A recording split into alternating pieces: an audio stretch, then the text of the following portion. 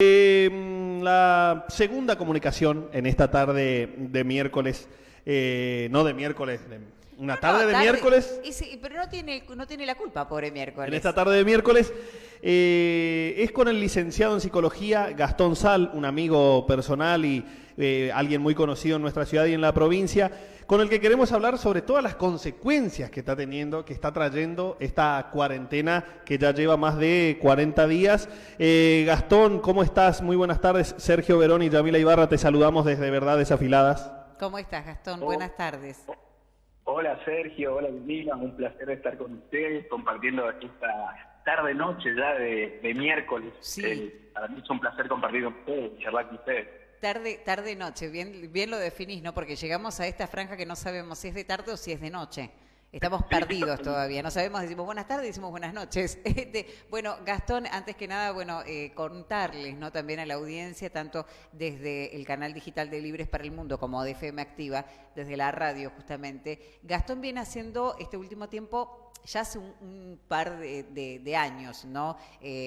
Apariciones y estos bloques que están muy geniales y son muy enriquecedores en distintas radios, en distintos canales también de la capital correntina, del interior, dando conferencias y demás. Y en este último, tiempo que estamos atravesados por una pandemia, cosa que no ocurre 2 veces en 3 años, y esto es bueno, el lado positivo, lo viene haciendo a través del live, ¿no? Del Instagram, con distintas personalidades. Más que personalidades, por ejemplo, yo lo suelo seguir cuando vienen, por ejemplo, a las charlas con los médicos. Me encanta.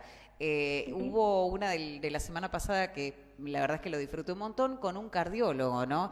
Y me parece que está muy bueno porque hoy por hoy tenemos, si nosotros no estábamos muy firmes, y quién lo está emocionalmente y psíquicamente, quién lo está, es la pregunta. Con todo esto que estamos viviendo, las fragilidades asoman más. Sí, totalmente, Camila. A ver, nadie estaba preparado, punto número 1, para este tipo de situación. Es una situación atípica que nos toma por sorpresa a todos, de manera individual, de manera social, a quienes conducen el Estado, a los que tienen la difícil labor de conducir el Estado en estos momentos. Imagínate que en pueblos, en comunidades más ricas, de mayor recursos económicos, materiales, las consecuencias han sido terribles, catastróficas. Entonces, en este sentido, nosotros, Argentina, Corrientes, hemos tenido un desarrollo y un trabajo realmente importante, muy bueno y favorecedor desde el punto de vista epidemiológico, pero claro, ¿no? Las consecuencias psicológicas son importantes. Nadie está preparado para estar aislado, sin tener la posibilidad de contactarse con el otro, sin tener la posibilidad de sociabilizar de manera física, porque nosotros, Yamila, Sergio, somos seres sociales. Claro. Sí. La esencia nuestra es ser social. Entonces, en ese sentido, esto que está ocurriendo va en contra de nuestra esencia misma. Algunos, afortunadamente, tienen la posibilidad de compartir con una familia grande, de estar en su casa, con bien contenido, pero muchos están pasando solos. Y hay una franja etaria, como son nuestros abuelos, que realmente la están pasando muy mal. Hay abuelitos que viven solos y que no tienen quien le pueda hacer un trámite, que no pueden salir, que es la franja etaria que más vulnerable se encuentra ante esta situación viral. Entonces, en ese sentido, en la consecuencia psíquica en nuestros abuelos, en esta franja etaria, es realmente preocupante. Es más, yo estoy teniendo como consecuencia en mi consultorio una preponderancia importante, no solamente en la demanda, sino en los tipos de manifestaciones clínicas, que yo antes, en el transcurso de mi devenir psicoanalítico, no los he tenido. Ahora me estoy encontrando con situaciones distintas, lógico, porque, a ver, la pareja que está tratando de vincularse con su pareja y que no lo puede hacer porque no tiene contacto, no puede tener contacto, se encuentra impedida, y esto genera toda una situación de un trastorno de ansiedad, en algunos casos la neurosis que por ahí puede llegar a tenerse de base se agudiza, ¿no? Entonces nos encontramos con expresiones clínicas distintas a otros momentos que hemos transitado, porque la situación es atípica. Claro, nadie está preparado para esto. Exactamente, Gastón, justamente a eso apuntaba mi pregunta, que en tu trabajo particular, ¿cuáles fueron los primeros síntomas con los que te encontraste con los pacientes que empezaron a concurrir luego de que empezó esta cuarentena, verdad? Lo primero es la incertidumbre, ¿no? El miedo. Sí. El primer síntoma que yo observé es el miedo. El miedo fue lo que más fue preponderante al principio. Ahora está la ansiedad. La ansiedad es enorme. La estoy viendo de manera generalizada y casi te diría, no voy a decir unánime, pero te diría en un 60-70% de los casos clínicos que hoy sostengo, son personas que están padeciendo una situación de ansiedad. Lógico, ¿no? Imagínate, estás todo el tiempo encerrado, a la expectativa de que un gobernador o un intendente pueda habilitar una salida o una situación en la que vos puedas volver a esa situación esencial propia de nuestra existencia, que es la esencia gregaria y social. Entonces, hay una expectativa enorme, y esa expectativa enorme se transforma en una ansiedad, un monto de energía que no puede ser canalizado, que no lo podés de alguna forma destinar a un decurso normal o habitual como lo hacías antes. Vos te ibas al trabajo y descargabas tu ansiedad, o te ibas a jugar al pádel con tus amigos, o las chicas iban a bailar y descargaban las ansiedades. Pero ahora no se puede hacer nada. Claro. Entonces, es contra aprender la naturaleza. a vivir con uno mismo, aparte, ¿no? Es tiempo de introspección, de mucha introspección y de ver.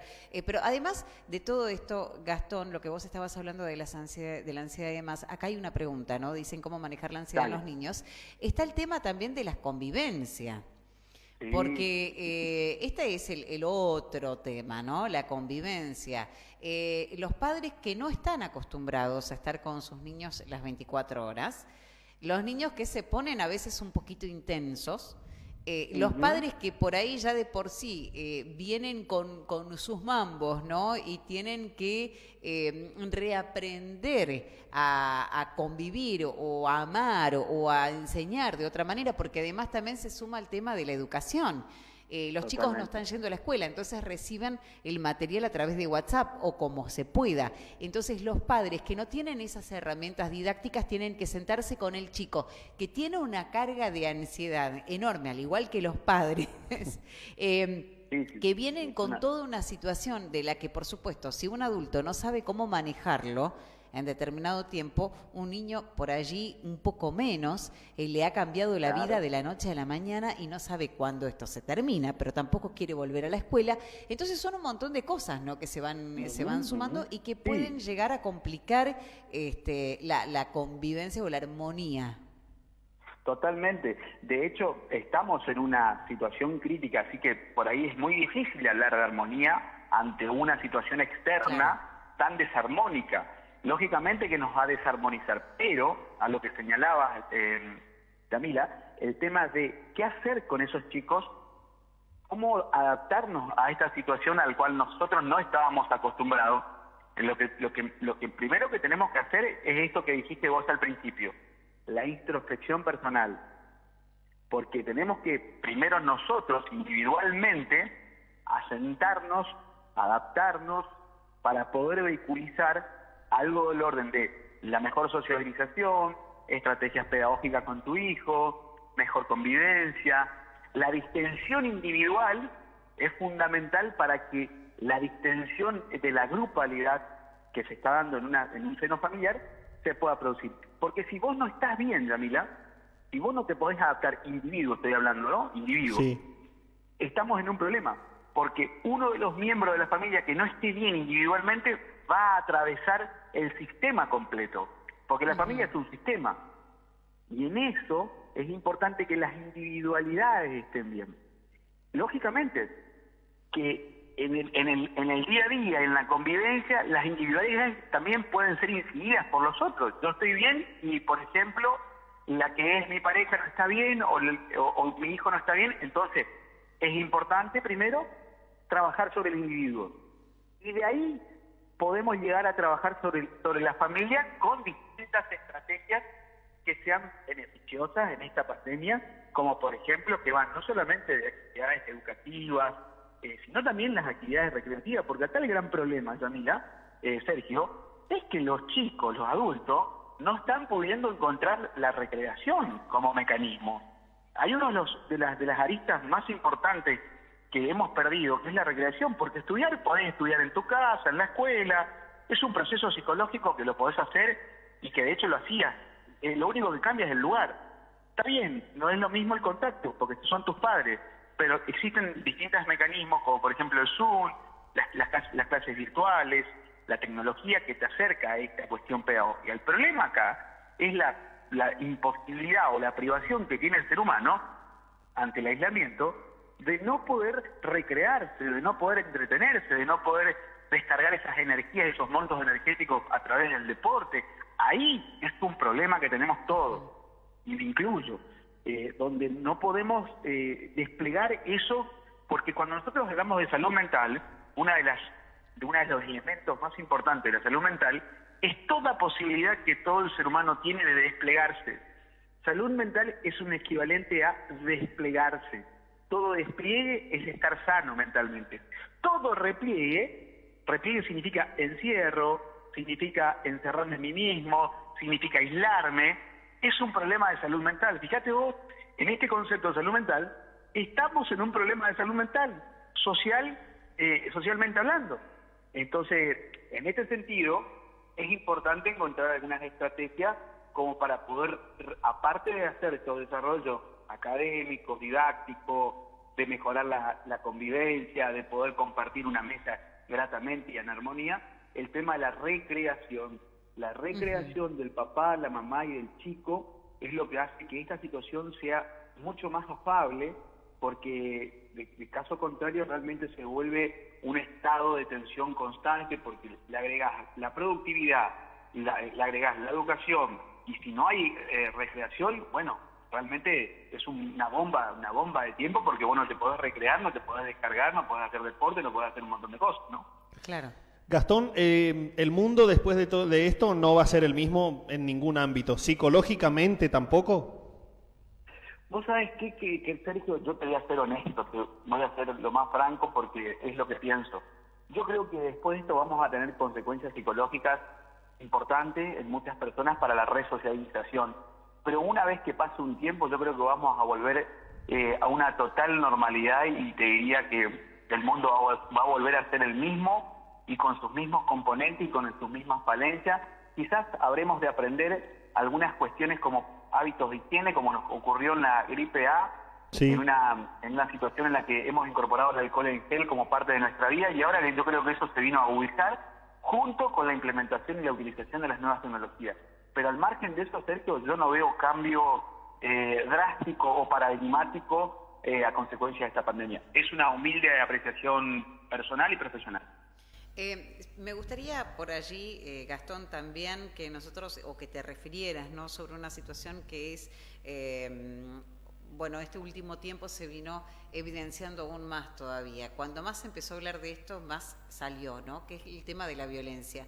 No concretamente en la violencia de género, no nos vamos a meter solamente en ese terreno, ¿no? Pero como para cerrar esto, ir redondeando también todo esto que viene me parece que a marcarse más con esto del encierro, con esto de que no todos estamos bien, de que no todos reaccionamos de la misma manera ante al mismo escenario, y que, bueno, en algunos casos las personas cuando tienden a tener estos impulsos, bueno, ya de por sí cuesta, ¿no?, manejarlos, cómo trabajar este punto, y sobre todo, bueno, el tema de la violencia. Por eso digo, no solamente la violencia de género, sino también la violencia intrafamiliar, ¿no?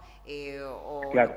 Esos episodios que pueden ser totalmente explosivos y en muchos casos irreversibles, sin llegar a un deceso, digamos, ¿no? Pero irreversibles en cuanto a las relaciones también. Claro, es cierto que la situación de aislamiento nos pone en una situación atípica donde la adaptación es la parte más importante que tenemos que emprender todos, adaptarnos al medio.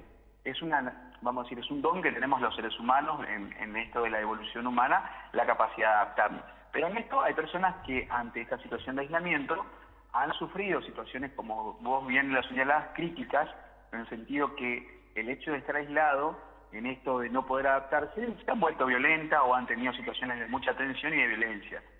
Pero, particularmente pienso que nadie es violento porque sí. Yo creo que hay componentes estructurales que están ahí dando vuelta, que amén de la situación de aislamiento, hacen o juegan de alguna forma para que esto se manifieste. Porque, como muy bien dijiste, todas las personas reaccionamos de manera distinta. ¿Y por qué lo hacemos de manera distinta? Porque tenemos subjetividades distintas. Cuando hablamos de subjetividad estamos hablando de construcciones. Construcciones en cuanto a valores, construcciones en cuanto a principios, construcciones en cuanto a historia, construcciones en cuanto a un montón de cuestiones que hacen a la integralidad del sujeto, del ser humano, y que se ponen de manifiesto ante, por ejemplo, situaciones críticas. Entonces, la violencia, pensarla desde el punto de vista conceptual, me parece que es entrar en un reduccionismo. Un reduccionismo en cuanto al diagnóstico. Es importante que nosotros pensemos la violencia no de manera solamente de contexto, sino que veamos cuáles son las causísticas, cuáles son los entramados de significantes, las cadenas significantes que se ponen en juego allí y que lo arrastran al ser humano a otros componentes que son mucho más arcaicos y estructurales, que al fin y al cabo en esa adaptación que no se puede dar, se manifiestan a modo de violencia. La adaptación es una respuesta del ser humano a cualquier tipo de situación adversa, porque hoy es el aislamiento, mañana es un conflicto escénico, qué sé yo, chocaste el auto, y bueno, hay personas que reaccionan con violencia y otras personas que no, hay personas que son racionales, priman el raciocinio y tratan de resolver el conflicto sin acudir a la violencia. Entonces, a eso voy, porque mucha gente por ahí dice, no, el aislamiento genera violencia, no, nosotros estamos multideterminados, los seres humanos estamos multideterminados, no hay una sola razón. Nadie reacciona con violencia ante una situación porque sí. Hay un montón de elementos discursivos que significaron y que hicieron a la cadena que dieron como consecuencia este tipo de manifestación comportamental. Gastón, muchísimas gracias por haber estado con nosotros. Vamos a seguir charlando seguido, no solo por esta cuestión de la pandemia y del coronavirus y de todo lo demás, sino que es un placer escucharte, muy claro como siempre, y bueno, muchas gracias por habernos atendido.